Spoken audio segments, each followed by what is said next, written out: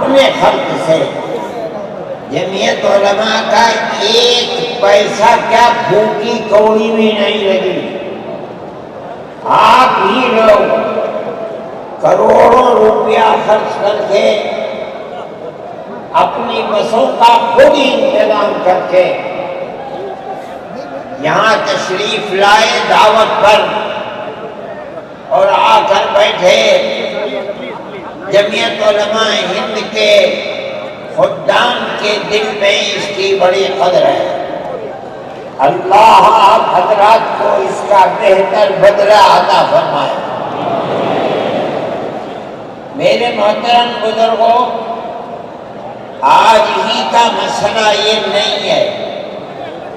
جمعیت علماء ہند کی ایک تاریخ ہے اور ایسی تاریخ ہے اپنے اس ملک کے لیے جو کسی دوسری ہندو مسلم پارٹی کے پاس نہیں ہے. علماء نے اس ملک کی آزادی کے لیے اگر آپ ان کی تاریخ کو پڑھیں گے تو آپ کو اندازہ ہوگا کہ ان کی اس ملک کی آزادی کے لیے قربانیاں 150 سالہ قربانیاں ہیں. کوئی اس ملک کے اندر ہندو مسلم ایسی پارٹی نہیں ہے جس کی تاریخ ایسی قربانیوں کی تاریخ ہو. حضرت شاہ عبدالعزیز صاحب محدث دہلوی نے 1803 میں آواز بلند کی تھی کہ ہمارا ملک غلام ہو گیا. اس غلام ملک کو آزاد کرانا اس ملک میں بسنے والے ہر مسلمان اور ہر شخص کا فرض ہے. کوئی مائی کا لال نہیں تھا جو انگریز کی طاقت کے سامنے آزادی ملک کا نعرہ بلند کر سکتا. ایک مسلمان عالم دین نے اسی دلی کے اندر اس نعرے کو بلند کیا.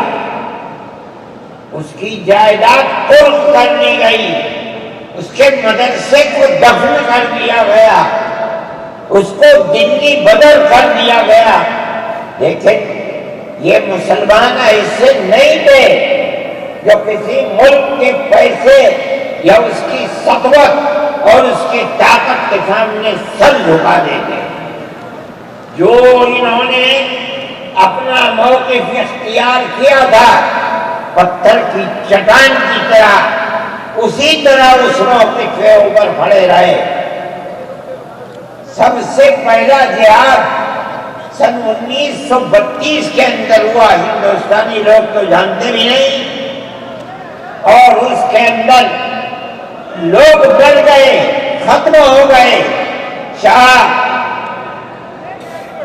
عبدالعزیز صاحب کے رشتے کے ان کے قریب ان کے اولاد میں شاہ اسماعیل شہید اور رائے بریلی کے شاہ احمد شہید دونوں کے دونوں ختم ہو گئے، شہید ہو گئے بالا کوٹ کے میدان میں. لیکن پیچھے نہیں ہٹے. وہ لوگ جو بچ کر آئے تھے سن 1857 میں پھر جہاد کر دیا، اور اس کے اندر صرف اسی دلی کے اندر 33,000 مسلمان شہید کیے گئے، اور لال قلعے سے لے کر جامع مسجد تک درختوں کے اوپر ان کی لاشوں کو لٹکا دیا گیا. یہ مسلمان کی تاریخ ہے، علماء کی تاریخ ہے.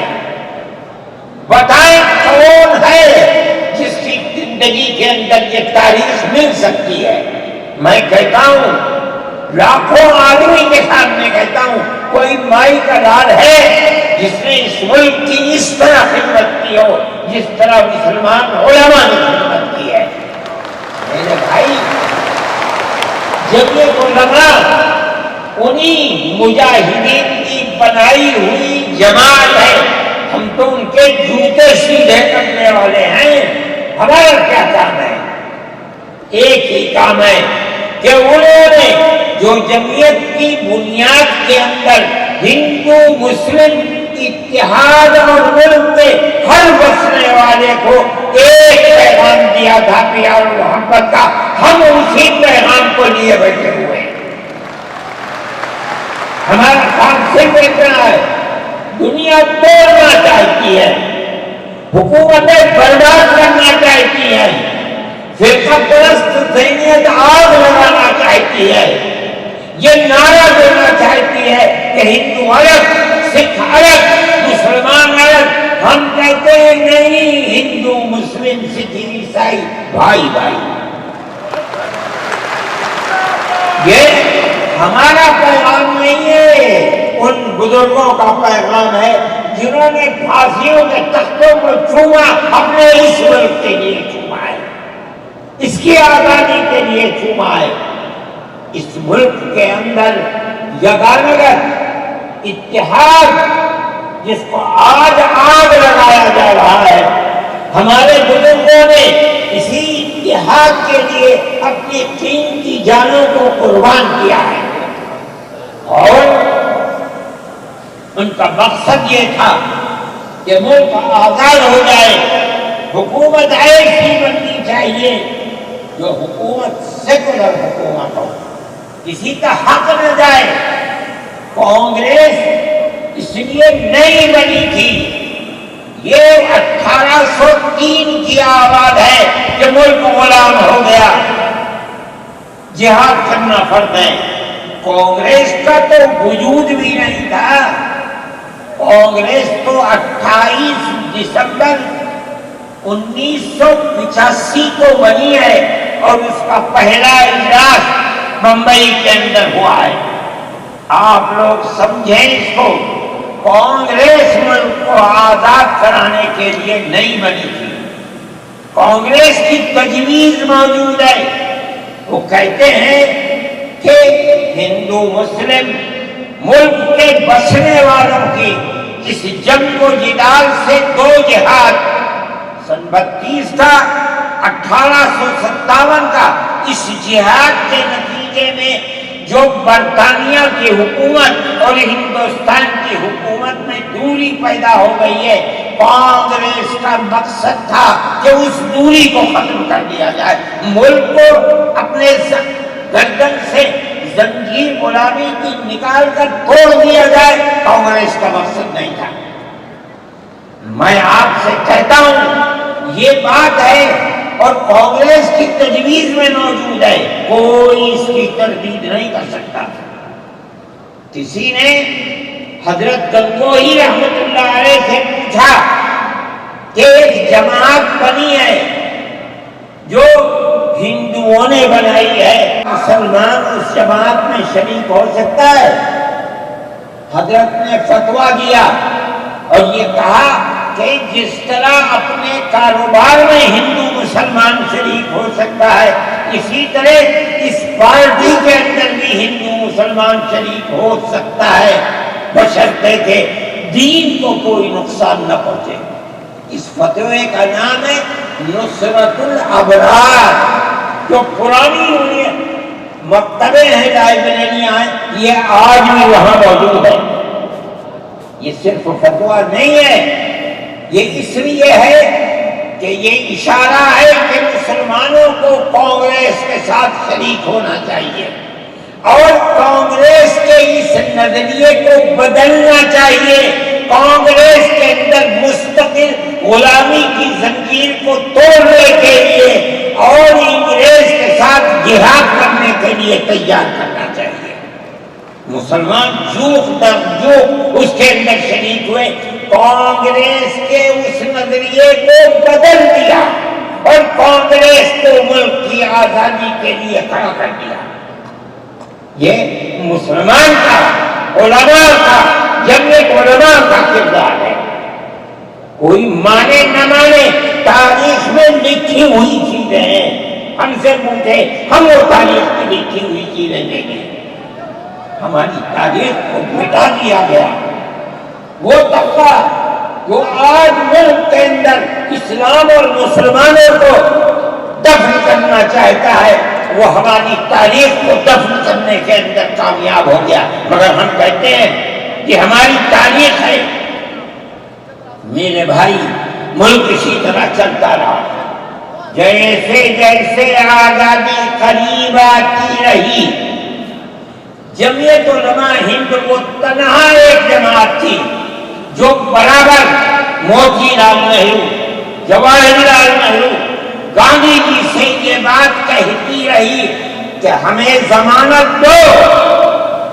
ہم 143 سال ہیں ہماری زندگی جہاد کی زندگی، ہمیں یہ ضمانت دو کہ ملک آزاد ہوگا تو اس کا کردار سیکولر کردار ہوگا، دستور سیکولر دستور ہوگا جس کے اندر ہندو، مسلمان، سکھ، پارسی، عیسائی ہر ایک کو اپنے مذہب کے ساتھ جینے کا حق ہوگا اور حکومت کا کوئی مذہب نہیں ہوگا. ہمارے پاس تجویزیں موجود ہیں. برابر ہمیں مفتی کفایت اللہ صاحب جو جمعیت علماء کے اس وقت صدر تھے، نام لے کر ان کے پاس موتی لال نہرو، گاندھی جی، یہ لوگ اپنی ورکنگ کمیٹیوں کی تجاویز بھیجتے ہیں. مفتی صاحب کرم فرما، مفتی صاحب یہ ہے کہ ہمارا ملک جب آزاد ہوگا ہم گارنٹی دیتے ہیں کہ ملک سیکولر ملک ہوگا. اس کا کیا مطلب ہے؟ ہمارا کردار، ہمارا مذہب، ہمارا وقت، ہر چیز آزاد رہے گا. مسلمان کس طرح چاہے گا اپنی زندگی گزارے گا، اپنے مذہب کو سینے سے لگا کر زندگی گزارے گا. میں یہ بات صرف ہوائی نہیں کہہ رہا ہوں. آپ غور سے اس تحریر کا ایک ایک لفظ سنیں. ہری پور ضلع سورت کا اجلاس عام جو 19، 20، 21 فروری 1938 میں 47 میں ملک آزاد ہوا. یہ اجلاس 1938 اس سے بھی 9 سال پہلے، یعنی آج کے مقابلے میں 80 سال پہلے یہ اجلاس ہوا تھا. اس کے اندر تجویز کیا. ورکنگ کمیٹی نے 1937 میں اپنی کلکتے کی میٹنگ میں اقلیتوں کے حقوق پر جو تجویز پاس کی تھی اسے یہ کانگریس منظور کرتی ہے. اس وقت کی بات ہے.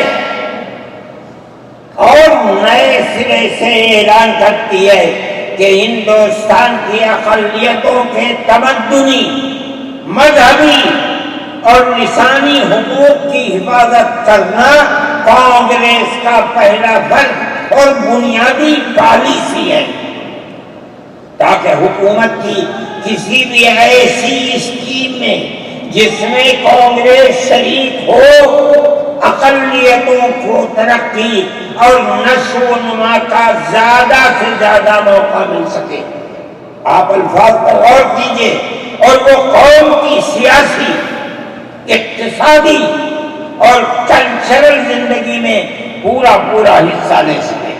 اس کے بعد اس بنیاد پر مسلمانوں کو مطمئن رہنا چاہیے کہ آزاد ہندوستان کی حکومت میں ان کا مذہبی فرائض، اذان، نماز، جمعہ، عید، روزہ، حج، زکوٰۃ، مذہبی تبلیغ، مساجد، مقابر، قربانی، مذہبی جلوس، مذہبی جلسے وغیرہ جملہ مذہبی رسوم اور مذہبی ادارے محفوظ ہوں گے. پیچھے سے کر لو، پیچھے سے کرنا، پیچھے سے کر لو، کہنا پیچھے سے کھڑو کر لو، تہذیب و تمدن، ایک سائڈ میں امام باڑے، عیدگاہیں، تکیے، کربلائیں، آثار قدیمہ، اوقاف وغیرہ سب محفوظ ہوں گے. اور اسی طرح ان کی زبان، ان کی شاعری، رسم الخط وغیرہ سب کے سب آزاد اور محفوظ ہوں گے، کسی پر کوئی رکاوٹ اور قید نہ ہوگی۔ وہ میں آپ سے کہہ رہا ہوں، آپ دیکھیے یو پی کانگریس کا شائع کردہ election board National Herald press Lucknow 1946 کے اندر شاید 55 ہمارے پیچھے تو کوئی بھی نہیں ہے، نقل کیا ہے، وہ مٹا ہوا سا تھا، اس کے اندر یہ بلیٹن شائع ہوا ہے۔ میں کہتا ہوں کہ ہندوستان کی یہ جمعیت علماء کے بار بار کچھوٹے لگانے پر وعدہ کرو کہ ملک سیکولر ملک ہے، وہ وعدہ کرتے ہیں۔ میں آج آپ سے پوچھتا ہوں کہ اس میں سب سے پہلی چیز ہے کہ مسلمانوں کا مذہب اور مذہبی فرائض محفوظ رہیں گے۔ آج میں پوچھتا ہوں، ان کی آزادی کو 70-80 سال ہو رہے ہیں، بتائیے کیا محفوظ ہے مسلمانوں کا؟ آپ مذہب محفوظ ہے مسلمانوں کا؟ کیا آپ نے مسلمان مذہب کا مسئلہ قرآن و حدیث سے ثابت ہے؟ آپ جو کچھ کر سکتے تھے آپ نے نکاح اور طلاق کے اندر کر دیا، بڑا کام محفوظ ہے۔ آپ کی حکومت اتراکھنڈ میں ہے، آپ کی یکساں سپریم کورٹ، یعنی کوئی تعلق مسلمان کا مذہب سے نہیں ہوگا۔ گورنمنٹ جو قائم کرے گی اس کے اوپر مسلمان کو چلنا ہوگا۔ کہاں کا سیکولرزم ہے؟ کیا مسلمان اس پر اطمینان کر سکتا ہے؟ آپ کی زندگی اور آپ کی حکومت کا بنیادی ناپاک پتھر یہ ہے کہ مسلمان کو اپنے مذہب سے آپ دور کر دیں۔ کیا آپ اسے قبول کریں گے؟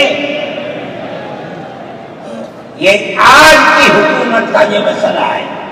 مذہبی فرائض کہاں پہ آپ زندہ رہ گئے؟ آج آپ نے مسئلہ بنایا ہے کہ اتراکھنڈ کی ریاست اور شہروں کے اندر مسلمان جو 50 سال سے آباد ہے، آباد میں نہیں رہ سکتا۔ یہ آپ کا کردار ہے، یہ تصویر ہے اور ناپاک تصویر ہے۔ اس تصویر کو آپ پیش کر رہے ہیں، یہ تصویر سیکولر دستور کی تصویر نہیں ہے۔ ہمارا آج کا یہ کنونشن سیکولر دستور کی حفاظت کے لیے ہے۔ کہاں ہے؟ کیا کر رہے ہو؟ اس ملک کو، ملک میں رہنے والوں کے لیے جہنم بنا رہے ہو۔ جمعیت علماء اس کو قبول نہیں کرتے۔ ہم تو کہہ رہے ہیں اس بات کو، کسی کی زبان اٹھتی ہو یا نہ اٹھتی ہو، لیکن ہم کہتے ہیں کہ جو ہو رہا ہے وہ ملک کو آگ لگانے کے لیے، دستور کو آگ لگانے کے لیے ہو رہا ہے۔ جمعیت علماء اس کو قبول نہیں کرے گی۔ اگر جمعیت علماء نے اس بدترین حکومت جو یہ کہتی تھی کہ ہماری حکومت میں سورج نہیں ڈوبتا، جمعیت علماء نے کبھی اس کے سامنے سر نہیں جھکایا، اس کے بعد ہم کس کے سامنے سر جھکائیں گے؟ ہمارا سر صرف ایک اللہ کے سامنے جھکتا ہے اور کسی نگاہ میں نہیں۔ میرے بھائی، آپ اس کو لیتے ہیں، میں کہتا ہوں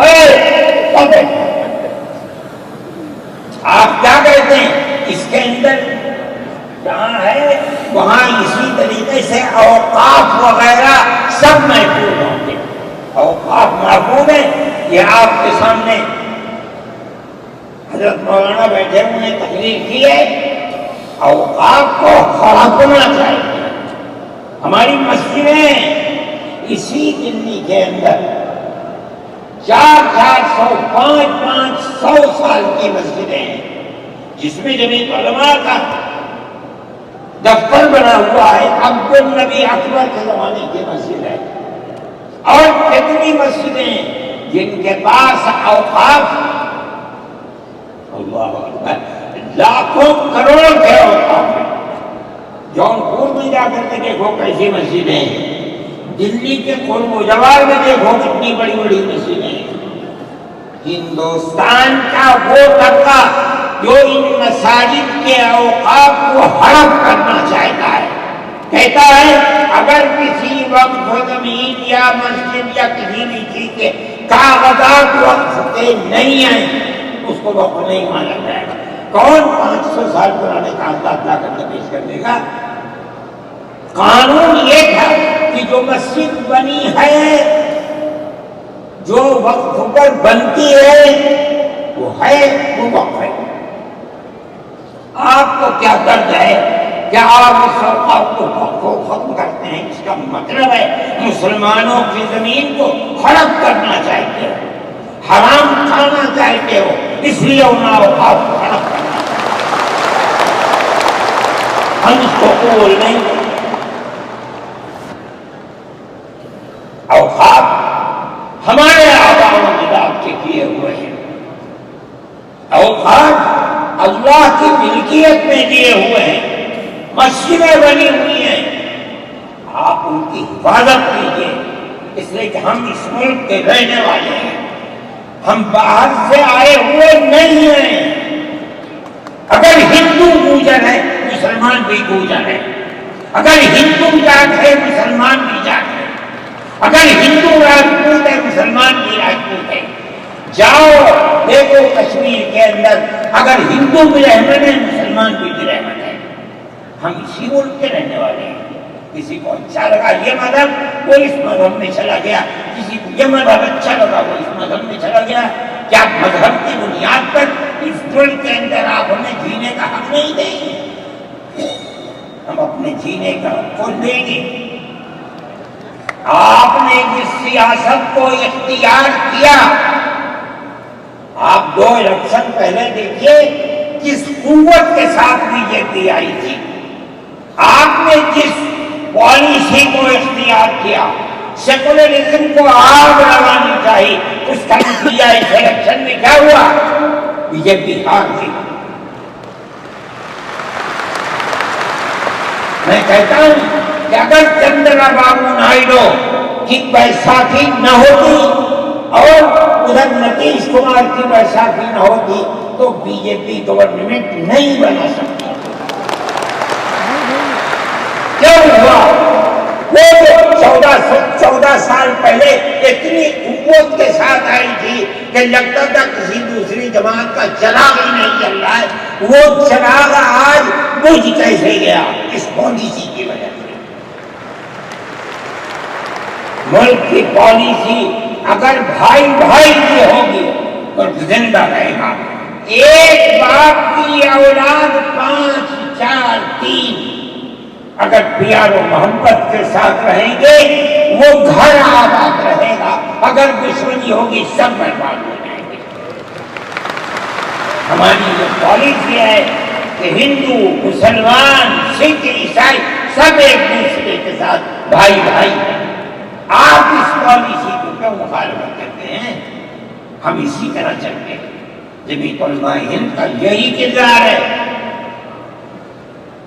جمعیت علماء ہند آج بھی یہی کرتی ہے۔ میں نے ابھی چند مہینے ہوئے میوات کے اندر لوگ لٹ گئے، پس گئے، ان کو جمع کیا، ہم نے ان سب کو 1-1 لاکھ یا 2-2 لاکھ روپئے دیے جا کر کے، مسلمان بھی تھے ہندو بھی تھے، ہم نے ان کو دیا، وہ خوش ہو گئے۔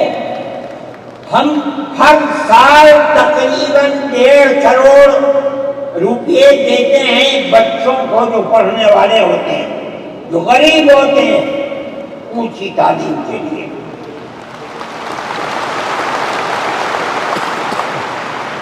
اس کے اندر مسلمان بچے بھی ہوتے ہیں، ہندو بچے بھی ہوتے ہیں۔ جمعیت علماء ہر ایک کی مدد کرتی ہے، پڑھے ملک کے لیے کام کرے۔ میں جا رہا تھا ایک مرتبہ بنگلور سے سوال ہوا، مجھے جانا تھا سوئٹزرلینڈ، ایک میٹنگ تھی وہاں سعودی عرب کی، سوئٹزرلینڈ کے اندر۔ میں جب گیا جہاز کے اندر صبح ہوئی تو میں نے چائے وائے پی، میرے پاس جو پائلٹ تھا چلانے والا وہ آیا، میرا شکریہ ادا کرنے لگا، آپ نے بڑی محبت دکھائی۔ میں نے سوچا کیا بات ہے، کیا آپ کو کہنے لگے کہ مجھے اس جگہ تک پہنچنے میں جمعیت علماء اگر مدد نہ کرتی میں نہ کچھ کر سکتا۔ یہ حیرت ہو گئی کہ کیا بات ہے یہ، ہم ہر ایک کی مدد کرتے ہیں۔ کیرلا کے اندر سیلاب آیا، لوگ لٹ گئے، مر گئے، ہم نے مکانات کی مرمت کی، ہم نے مکانات کو اثر نو بنوایا بھی، میں نے چابیاں بھی دی اور تمام میڈیا نے اس کو دکھلایا۔ ہندو بھی تھے، مسلمان بھی تھے، ہندو عورتیں بھی تھیں جن کے ہاتھ میں نے چابی دی ہے۔ جمعیت علماء کا یہ کردار ہے۔ ہمارے بزرگوں نے متحدہ قومیت کتابیں شائع کی ہیں، اس کا مطلب ہے کہ ہندوستان کی قوم مذہب کی بنیاد پر نہیں بیٹھے گی، جو ہندوستان میں رہتا ہے ان سب کی ایک ہی قوم ہے، مذہب کی بنیاد پر قومیں تقسیم نہیں ہوگی۔ یہ ہمارا کردار ہے، ہم اس کردار پر زندہ ہیں اور اسی پر چلتے ہیں۔ صحیح ہے، یہ ملک کے اندر جو پالیسی چل رہی ہے کہ ان کو مار دو، ان کو گرا دو، ان کو، آسام کے اندر یہ پالیسی آج سے نہیں سن 12 سے چل رہی ہے۔ جمعیت علماء تنہا جماعت ہے ملک کے اندر جو آسامیوں کے مسائل کو جانتی ہے۔ یہاں سے رہنے والے ان کی زبان اور ہے، ان کا کلچر اور ہے، بہت دور ہے، دنیا کے آخر میں رہتے ہیں، کون جانتا ہے ان کا مسائل؟ تنہا جمعیت علماء ہے جو ان کے مسائل سے دلچسپی لیتی ہے، گھستی ہے، کروڑ روپیہ خرچ کرتی ہے۔ یہ ایک مسئلہ تھا، اس سے پہلے ایک اور مسئلہ تھا، کہا گیا کہ پنچایت اگر کسی کو آسام میں یہ سرٹیفکیٹ دیتی ہے کہ یہ ہندوستانی ہے تو وہ سرٹیفکیٹ نامقبول ہوگا۔ 47 لاکھ آدمی اس سے متاثر ہیں، جو پھر قبرست پارٹی کی وہ کہتی تھی کہ پنچایت کے سرٹیفکیٹ کو قبول نہ کیا جائے۔ اگر یہ فیصلہ ہو جاتا تو 47 عورتیں 47 لاکھ اپنے بچوں کے ساتھ ملک کے اندر بھیک مانگنے والوں کی زندگی بسر کرتے۔ ہم نے سپریم کورٹ کے اندر اس کو چیلنج کیا۔ سپریم کورٹ کہا جاتا ہے، لیکن در حقیقت یہ ملک میں بسنے والے ان غریب اور لاچار لوگوں کی پناہ گاہ جن کے سامنے ملک میں کوئی راستہ نہیں بچتا تو وہ کورٹ میں پہنچتے ہیں کہ ہماری مدد کرو۔ ہم پہنچ گئے، اپنے لیے نہیں، ان غریبوں کے لیے پہنچے جو 47 لاکھ تھے۔ آپ نہیں جانتے اس کے اندر 24 لاکھ ہندو عورتیں تھیں۔ آپ سمجھے، اور جمعیت علماء گئی۔ میں بہت پریشان تھا کہ الہ العالمین کوئی مدد کرنے والا علاوہ تیرے کوئی مدد کرنے والا نہیں ہے۔ میں اللہ کا فضل کرتا ہوں کہ جو کورٹ اور وہیں کا وہ چیف جسٹس تھا آسامی کا تھا، مجھے خطرہ تھا کہیں یہ آسامیوں کے ساتھ نہ چلا جائے، گورنمنٹ کے ساتھ نہ چلا جائے۔ اللہ کی قدرت ہے کہ فیصلہ یہ آیا کہ وہ سرٹیفکیٹ جو پنچایت نے دیا قبول کیا جائے گا۔ میں نے کہا کہ مجھے اپنی زندگی میں کبھی اتنی خوشی نہیں ملی جتنا آج اس فیصلے سے خوشی ہوئی ہے۔ کیوں؟ صرف مسلمان کے لیے نہیں، یہ ہمارا کردار ہے جو ہمیں اپنے بزرگوں سے ملا ہے، جو جمعیت علماء کی اساس ہے، جو ان کا کردار تھا، ہم نے اس کی سراہنا کی۔ اس کے بعد دوسرا مسئلہ آ گیا۔ دیکھیے، سمجھیے مسئلے کو، سارے ہندوستان کے اندر قانون یہ ہے کہ جو سب سے پہلی مردم شماری سن 47 میں ملک آزاد ہوا، سن 51 کے اندر پہلی مردم شماری ہے، جس کا نام اس مردم شماری میں ہے وہ ہندوستان ہے، جس کا نام اس مردم شماری میں نہیں ہے۔ اگر دوسری مردم شماری میں وہ کہیں سے آ کر بسا اور اپنا نام لایا، وہ ہندوستانی نہیں ہے۔ اچھا، پاکستان ایک مغربی پاکستان تھا، ایک مشرقی پاکستان تھا۔ اندرا جی نے اپنے زمانے کے اندر تمام جھگڑوں کو ختم کرنے کے لیے مغربی پاکستان کو الگ، مشرقی پاکستان کو الگ کیا۔ جنگ ہوئی، مشرقی پاکستان ٹوٹ گیا اور بنگلہ دیش بن گیا۔ اس وقت بہت بڑی بمباری ہوئی دونوں ملکوں کے اندر، ادھر کے لوگ ادھر، ادھر کے لوگ ادھر، سب لوگ بیٹھے، راجو بیٹھے، بی جے پی بیٹھی، جو وہاں کی پارٹیاں تھیں صوبائی وہ بیٹھی، اور سب نے بیٹھ کر طے کیا کہ آسام کے اندر ہندوستانی ہونے کی دلیل سن 71 کی مردم شماری ہوگی۔ سارے ملک سے الگ، سارے ملک میں مردم شماری میں ہندوستانی ہونے کے لیے 51 کی ہے، مگر سب پارٹیوں کے دستخط ہیں اس کے اوپر۔ آسام کے اندر 51 نہیں 71 ہوگی۔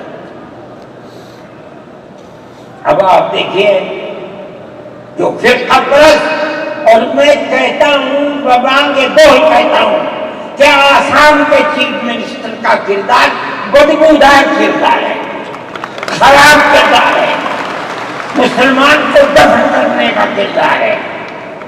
وہ یہ کہتا ہے کہ آسام کے سوا آسام کے اندر مردم شماری 71 نہیں، جیسے سارے ہندوستان میں 51 ہے، اسی طرح آسام کے اندر بھی 51 ہے۔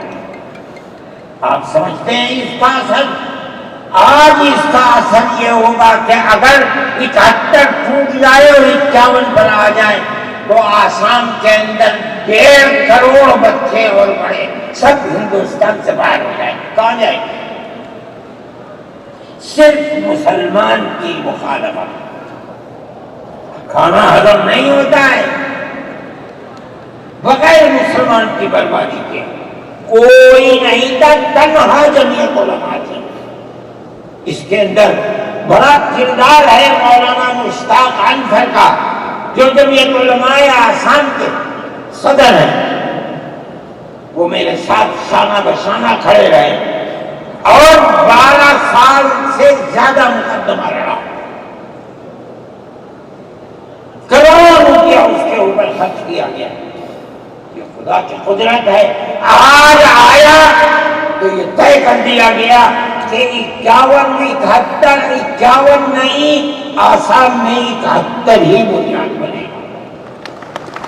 اس کا کیا مطلب ہے کہ آپ نے آسام کی 80 لاکھ کی آبادی کو زندہ کر دیا، جو موت کے کنارے پر کھڑی ہوئی۔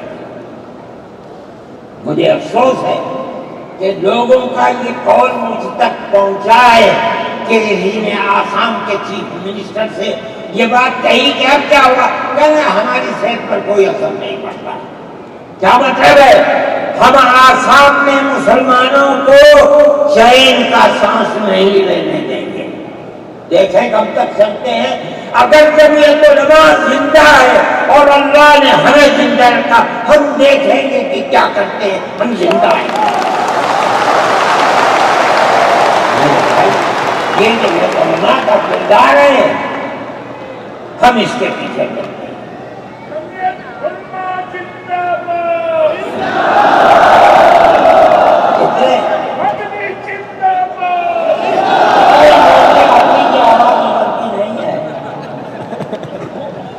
میرے بھائی، ہمارا یہی کردار ہے۔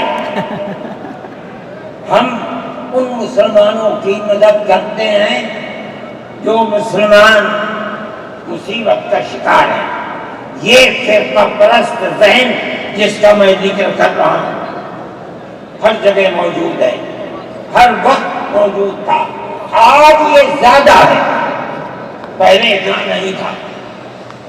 ہر جگہ مسلمان کے لیے، جوانوں کے لیے مصیبت کا شکار ہے۔ خاص طور پر ہم سے لوگ کہتے ہیں کہ تم ان کے مقدمات کو کیوں لڑتے ہو؟ کہتے ہیں تم دہشت گردوں کی پناہ گاہ ہے جمعیت علماء، یعنی ان کا مفروضہ یہ ہے کہ جتنے لوگوں پر الزام لگا ہے دہشت گردی کا وہ سب کے سب حقیقت دہشت گرد ہے، اور جمعیت علماء ان دہشت گردوں کی، ملک ویرودھیوں کی جمعیت علماء مدد کرتی ہے۔ مجھ سے بھی یہ بات کہی، میں نے کہا کہ تم میں کوئی مائی کا لال ہے تو کھڑا ہو کے بتائیں۔ جمعیت علماء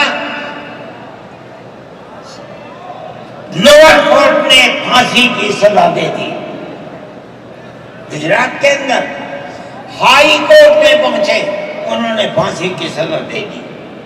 ہم اس کیس کو لے کر، اس کے اندر ہندو بھی تھے مسلمان بھی تھے، سپریم کورٹ میں آئے۔ سپریم کورٹ میں ہم نے مقدمہ لڑا اور سپریم کورٹ نے انہیں سب کو باعزت بری کر دیا۔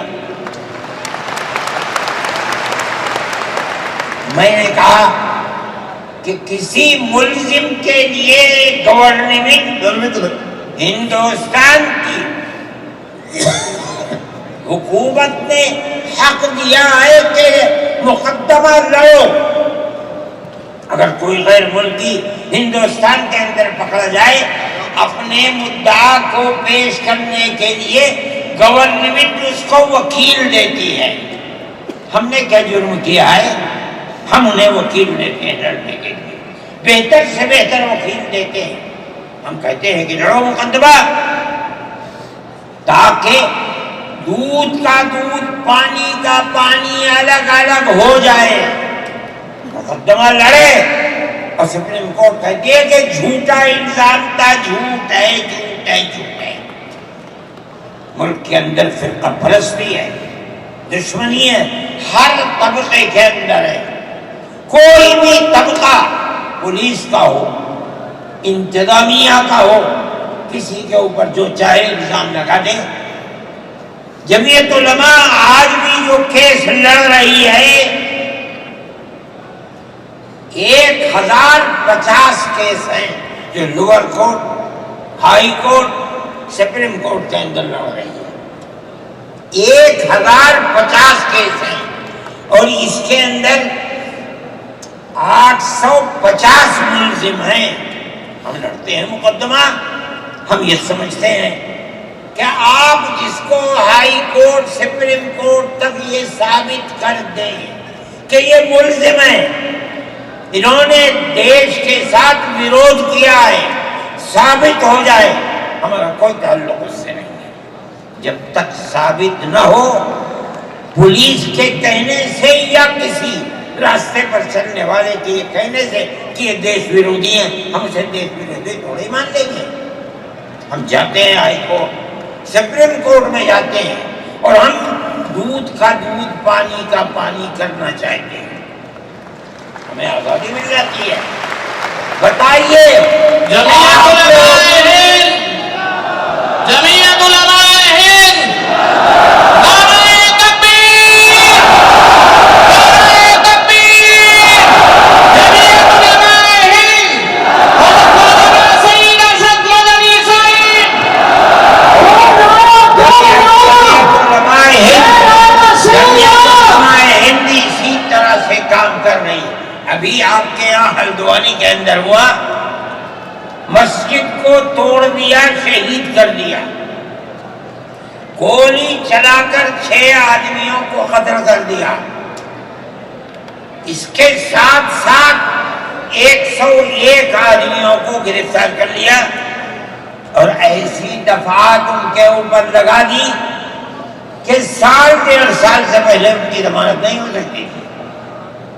جمعیت علماء نے ہمارے پاس آئے 70 آدمی، کچھ لوگوں نے اپنے کیس لڑے خود، کسی کو یقین نہیں تھا کہ اس کے اندر کامیابی ہوگی۔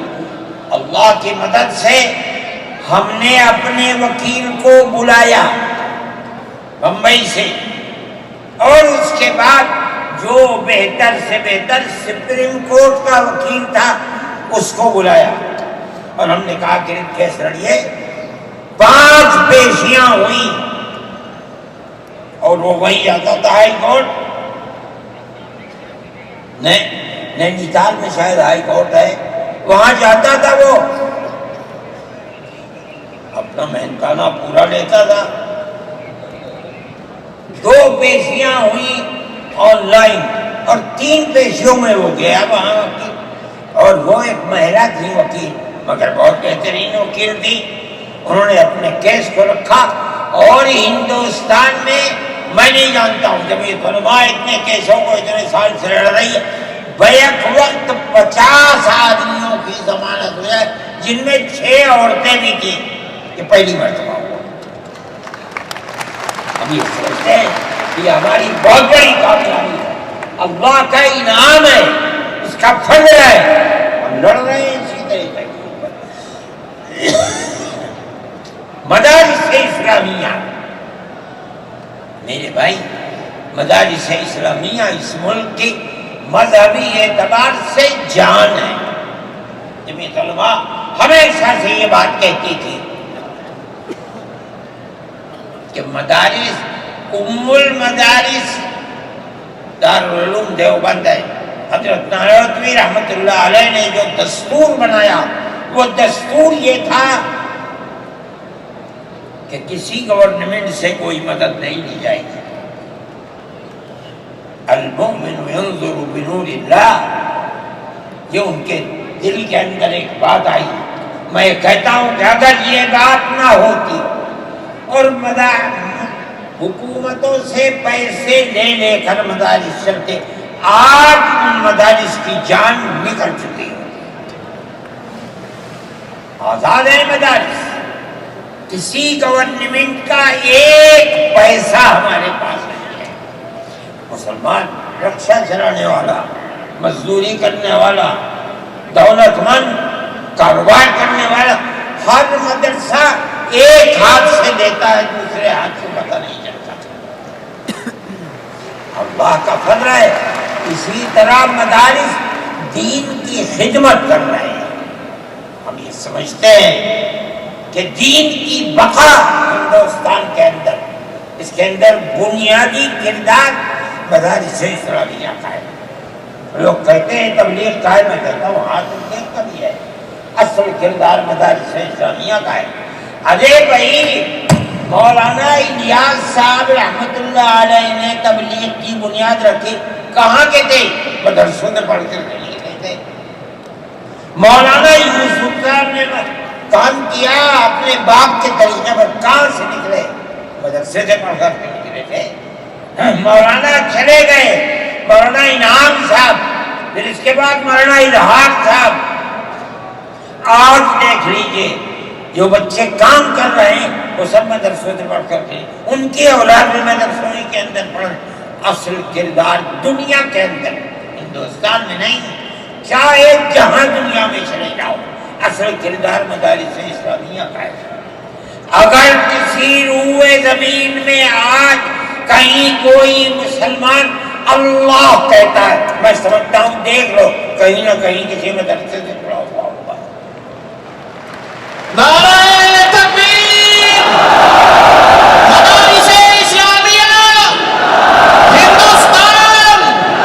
ہندوستان! آئین کا محافظ کون ہے؟ ارشد مدنی، ارشد مدنی، آئین کا محافظ کون ہے؟ ارشد مدنی، ارشد مدنی۔ مدارس اسلامیہ کا یہ کردار ہے۔ اسلام کو پھلتا پھولتا دیکھیں، یہ اس سے برداشت نہیں ہوتا۔ مگر یاد رکھیں کہ اللہ کا یہ چراغ نہیں بجھے گا، اسے بجھانے والے بجھ جائیں گے۔ نعرہ تکبیر! آج اسلام کی یہی تصویر ہے کہ یطفئون نور اللہ بافواہہم ویأبی اللہ الا ان یتم نورہ، اللہ کے چراغ کو بھوک سے بجھانا چاہتے ہیں، اللہ انکار کرتا ہے نہیں، یہ چراغ مکمل ہو کرتے رہے گا۔ میرے بھائی، فرقہ پرست ذہنیت جو کرنا چاہتی ہے اللہ چاہے گا تو یہ نہیں ہوگا۔ مسلمان اسی ماحول کے اندر زندہ ہے، زندہ رہے گا، اور اسی طرح اس ملک کے اندر اس ملک کے اندر بھی اسلام کا چراغ چلتا رہے گا۔ میرے بھائی، میں یہ باتیں اس لیے کہہ رہا ہوں کہ آپ کے اندر حوصلہ ہونا چاہیے، لیکن امن و امان کو مت جانے دیجیے۔ مسلمان مر جائیں ٹھیک ہے، مگر امن و امان ختم نہیں ہونا چاہیے۔ میں نے ٹھیک ہے اسلام کو نہیں مانتا آدمی، اللہ کو نہیں مانتا، اللہ کو برا بھلا کہتا ہے۔ ہمارے آقا ہمارے سر اور آنکھوں پر ان کے جوتے ہیں، ہم ان کو اللہ کے بعد دوسری شخصیت سمجھتے ہیں۔ جو نہیں مانتا وہ ان کو برا بھلا کہتا ہے، کہے، لیکن نقض امن کے لیے کہے، ہم یہ سمجھتے ہیں کہ ہندوستان کے قانون کے خلاف ہے۔ یہ فرقہ پرستی ہے کہ اس کو تو نظر بند کر دیا جائے، کسی جگہ چھپا دیا جائے، اور وہ جو احتجاج کریں ان سے جیلوں کو بھر دیا جائے۔ ہم سمجھتے ہیں کہ یہ خود ایسا کرنے والوں کی فرقہ پرستی ہے، ہم اس کو قبول نہیں کرتے۔ اس لیے میرے بھائی، آنے والے دنوں کے اندر یہ بات طے ہوگی کہ اس سلسلے کے اندر کیا کیا جائے۔ ہم اس کو نقض امن سمجھتے ہیں۔ آپ ایسا کرنے والوں پر نقض امن کی بنیاد نہ بنائیں، اور وہ جو گھروں سے باہر نکلے ان پر نقض امن کی بنیاد۔ آج بنگلور کے اندر جو یہ واقعہ 3 سال پہلے ہوا تھا، جو کرنے والا تھا وہ آزاد پھر رہا ہے، اور میں سمجھتا ہوں کہ 63 یا 64 لوگ 3 سال سے جیلوں کے اندر پڑے ہوئے، صرف اس لیے کہ جو نقض امن کرنے والا ہے اسے تو آپ نے آزاد چھوڑ دیا، اور جو احتجاج کرنے والے تھے ان سے آپ کو جیل میں بھر دیا۔ ہم اس چیز کو اس ملک کے امن کے خلاف سمجھتے ہیں۔ میرے بھائی، بلڈوزر چلانا یہ بھی ایک چیز تھی۔ آپ قانون کے خلاف ہونے پر بلڈوزر چلاتے ہیں، چاہے ہندو کا گھر ہو، چاہے مسلمان کا گھر ہو، چاہے عیسائی کا گھر ہو، ہم اسے بھی برا سمجھتے ہیں۔ آپ نوٹس دیجیے، چند دن کی مہلت دیجیے، کل آپ نے نوٹس لگایا آج لگا دیں، خراب ہے، لیکن آپ دیکھ لیجیے 95% گھر مسلمانوں کے ہیں، پوری روڈ کے اوپر، جہاں مکانات کہتے ہیں کہ اپنی جگہ سے بڑھے ہوئے ہیں، مسلمانوں کے بھی ہیں، ہندوؤں کے بھی مکانات، آپ صرف مسلمان کے مکان توڑ دیں۔ پھر دوسری مصیبت کیا ہے کہ اس مکان کے اندر مان لیجیے بوڑھے ماں باپ رہتے ہیں، جس کو آپ نے پکڑا ہے کوئی غلطی ہوئی ہے، اس کے بیوی اور بچے رہتے ہیں اس مکان میں، غلطی اس ایک آدمی سے ہوئی، آپ پورے مکان کو گرا دیں، ماں باپ کہاں جائیں گے؟ ایسے مکانات کو گرا دیا جس میں وہ کرائے پر رہتے تھے، وہ ان کا مکان نہیں، آپ نے گرا دیا۔ ہم اس کے خلاف، ہم یہ سمجھتے ہیں کہ گورنمنٹ کا یہ عمل ملک کے دستور اور آئین کے خلاف ہے۔ اس لیے جمعیت علماء ان تمام چیزوں کے اوپر نکیر کرتی ہے، اور ہم یہ سمجھتے ہیں کہ اگر یہ ملک زندہ رہے گا تو اخوت و ہمدردی اور پیار و محبت کے ساتھ زندہ رہے گا۔ جمعیت علماء کی یہ پالیسی ہے، ہم سب کو ساتھ لے کر چلتے ہیں، کسی کی مخالفت نہیں۔ یہ पंडित जी बैठे थे, शायद चले गए, थक गए। इस सिंजे को गए कि इतना बड़ा टीका लगा हुआ है। कहने लगा मैं तो आया हूँ जलसे में शरीक होगा।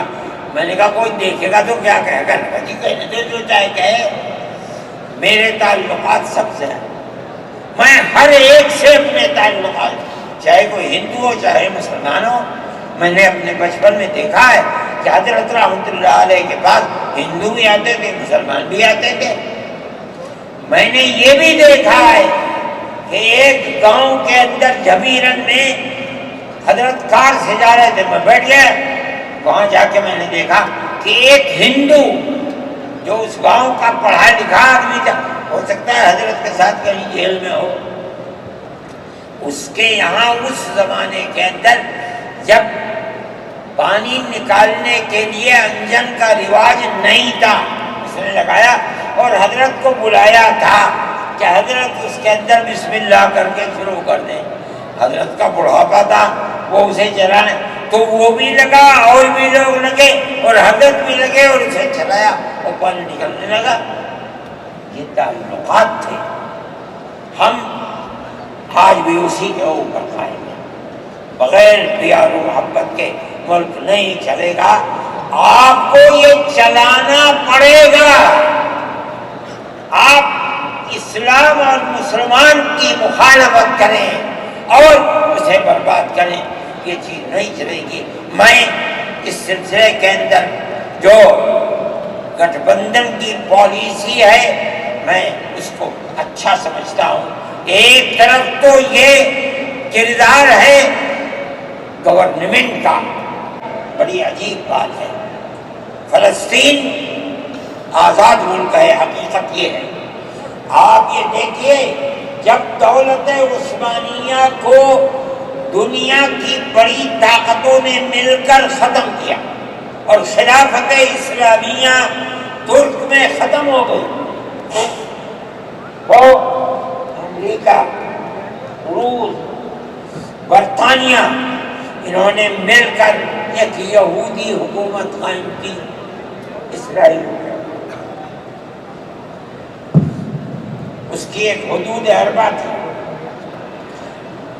उसके अंदर फलस्तीन यानी बैतुल मुक़द्दस नहीं था। जब बड़ा इसराइल हो गया, अमेरिका उसका सरपरस्त बन गया। अब इसराइल ने आगे बढ़कर फलस्तीन के अंदर अपने पैर जमाए और बैतुल मुक़द्दस को लेना चाहा। नतीजा ये हुआ कि जंग हुई उर्दून के अंदर और बैतुल मुक़द्दस पर भी कब्जा किया और इसके साथ साथ फलस्तीनियों को गुलाम बनाया। अभी दिल नहीं थमा, थोड़े दिनों के बाद फिर आगे बढ़ा और गोलान की वो पहाड़ियां जो शाम के अंदर थी, उनके ऊपर कब्जा कर लिया। जिस दिन पहला हमला बोला फलस्तीनियों ने, हमारे मुल्क के प्राइम मिनिस्टर ने यह कहा कि ये दहशतगर्द है। मुझे बड़ा अफसोस हुआ कि ये तारीख की दुनिया की नहीं जानते। ऐसा लगता है जैसे इन्होंने दुनिया को देखा ही नहीं। मैंने ऐलान दिया, मैंने ये कहा कि जो ये कहते हैं कि ये दहशतगर्द हैं, अगर ये दहशतगर्द हैं और गुलामी की जंजीरों को तोड़ना ये दहशतगर्दी है, गांधी जी भी दहशत करते हैं, नेहरू भी दहशत करते हैं, हमारे अकाबिर भी दहशत करते हैं। ये ऐसी बात है जिसकी कोई ताबीर नहीं हो सकती। अल्लाह का फजल है, उसके बाद से आज तक कभी ये नहीं कहा गया कि दहशत करते हैं। लेकिन मुझे अफसोस है, मैं नहीं मानता हूँ इस बात को, लेकिन हिंदुस्तान की ये गलत पॉलिसी अगर है, मैं गया अरब, मैंने लोगों से सुना कि हिंदुस्तान का बारूद फलस्तीनियों के मारने के लिए इसराइल में हो रहा है इस्तेमाल। कहने वालों ने कहा कि हिंदुस्तान के फौजी भी इसराइल के साथ लड़ रहे हैं। मैं इसकी तस्दीक नहीं कर सका हूँ, इसलिए मैं बात नहीं, मगर मैं ये कहता हूँ کہ کھل کر پالیسی ہونی چاہیے. آپ اگر فلسطینیوں کے قتل عام پر بازی امریکہ کی طرح کہیے کہ ہماری فوجیں اسرائیل کے ساتھ، آپ بھی کہیے کہ ہماری فوجیں لڑ رہی ہیں، اور اگر نہیں ہے اپنے دامن کو پاک کیجیے. میں یہ سمجھتا ہوں کہ اس طرح کا قتل عام کہ ساری دنیا ایک طرف کھڑی ہوئی ہے، لیکن یہودی طاقت کے ساتھ کیونکہ سر پر امریکہ تجویز آتی ہے اسرائیل کے، نہیں، اسرائیل کے خلاف نمبر 2 پر ہے. سب سے پہلی تجویز امریکہ کے خلاف آنی چاہیے، اس لیے کہ جو بم برس رہے ہیں وہ امریکہ کی ہے، جو فوج لڑ رہی ہے وہ امریکہ کی ہے. اسرائیل کے پاس کتنا ہے؟ جو طاقت ہے وہ بڑی طاقتوں کی دین ہے. اسی بنیاد کے اوپر ساری دنیا کے اندر احتجاج ہو رہا ہے، مگر وہ احتجاج قابل توجہ نہیں ہے. جمعیت علماء ان مسائل کو سمجھتی ہے. ہم نے اپنی بات آپ سے کہی ہے، مسلمان اپنے نظریات، اپنے خیالات کو صحیح کریں اور اس نہج کے اوپر چلیں. میں پھر کہتا ہوں، آپ ہندو مسلم اتحاد، آپ جس گاؤں میں ہیں وہاں اتحاد رکھیے، اپنے کھیت میں ہیں وہاں اتحاد رکھیے، بازار میں بیٹھے ہیں وہاں اتحاد رکھیے. جہاں دنیا کے اندر ہے مذہب کی بنیاد پر نہیں، ہندو مسلم بھائی بھائی اسی اتحاد کی بنیاد کے اوپر چلیے. اگر آپ چلیں گے تو آپ اپنے ملک کے وفادار ہیں اور آپ صحیح راستے پر چلنے والے ہیں. اور اگر آپ وہ پالیسی خدا نخواستہ جو فرقہ پرست نظریے کی پالیسی ہے، اگر آپ اسے اپنائیں گے ملک تباہ ہو جائے گا، برباد ہو جائے گا. میں انہی نظریات کے ساتھ آپ حضرات سے اجازت لیتا ہوں اور اپنے ان احباب کا شکریہ ادا کرتا ہوں جنہوں نے توجہ دلا کر گھر گھر جا کر اپنے بھائیوں کو اس اجلاس میں آنے کے لیے آمادہ کیا ہے، جمعیت علماء کا پیغام پہنچایا ہے، اور ان لوگوں نے یہاں آ کر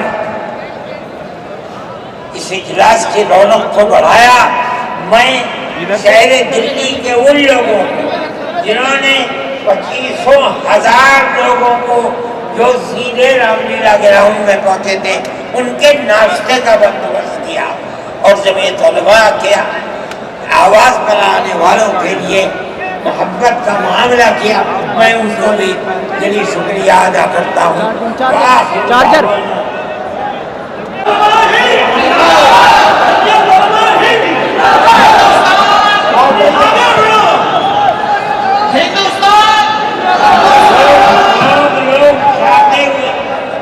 جاتے ہوئے بہت بڑی تعداد ایک دم نکلے گی، بہت سوچ سمجھ کر امان کے ساتھ اپنی گاڑیوں کو نکالیں.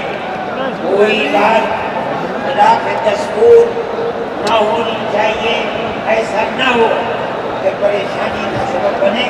امن و امان کے ساتھ آئے.